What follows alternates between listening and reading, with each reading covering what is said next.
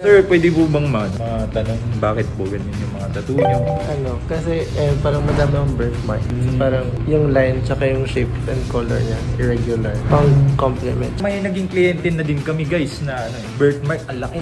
Ni USB Squad MK ng Snake dito. Ang ganda guys, ang angas nun. Same sila ni Sir ng ganyan mga skin condition ba tawag dyan, pero ang astig niya. What's up guys? Another day, another tattooan na naman dito sa shop natin sa Solar Boy Tattoo Studio. Ngayon guys, alam naman natin holiday ngayon, pero lahat kami ng squad nandito kasi meron kami gagawin ngayon. Kaya na si Carlo Dalisay at naka-set up na siya guys. Ako naman dito, naka-set up ako kasi may inaantay ang kliyente. Mamaya-maya, darating na si Daddy kasi meron din siyang gagawin mamaya. Ngayon guys, sa mga gusto magpa-tattoo, kailangan yung magpa-schedule ng tattoo nyo kasi lahat tayo dito may inaasikaso, so kailangan nyo magpa-book ng consultation nyo before ng session nyo para maayos natin yung mga tattoo nyo.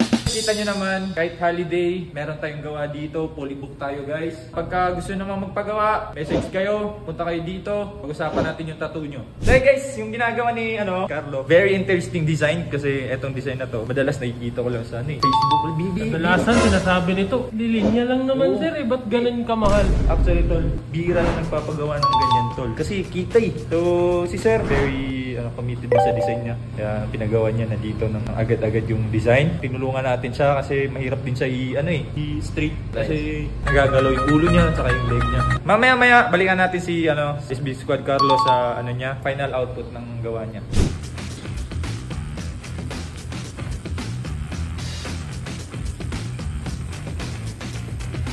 Ayan, patapos na yung gawa niya. SB Squad Carlo. Tingnan mo naman yung linyahan niya, no? May roller mo ba yan, tol? Going from Ligan City, yo! Pinaka-maangas, pinaka-bonding.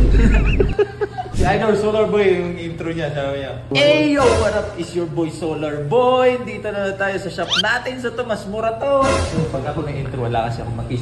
May kiss yan eh. May pagkapasok niya, may makikita niya si Ma'am Jack. "Uy, baby ko pala yan." Kikisin niya.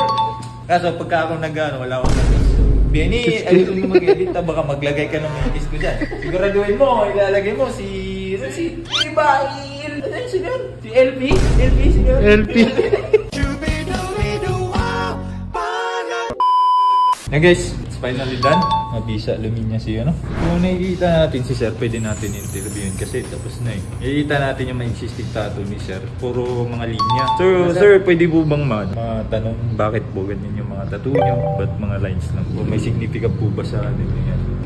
Kasi parang madami ang birthmark. Parang yung line tsaka yung shape and color niya, irregular. Pang complement tsaka pang pantay sa linya nung balat. Naastigan ako sa mga ganyan pag nakikita ko.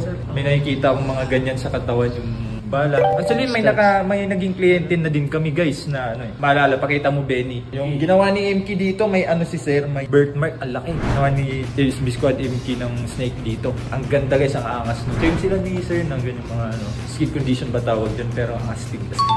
So guys, nakita nyo naman yung gawa ni SB Squad Carlo, no? So comment nyo kung straight ba yung gawa niya or may tabi ba. Kung meron din kayong mga tattoo na ganyan, comment nyo din sa comment section para makita din natin kung gaano ka-straight gumawa ng linya yung mga artist natin dyan sa Pilipinas. Ito pala yung sinasabi ko kaninang kliyente na inaantay natin, si Sir. Ito yung mga nagawa natin ng first session natin kasi medyo late na tayo nagsimula.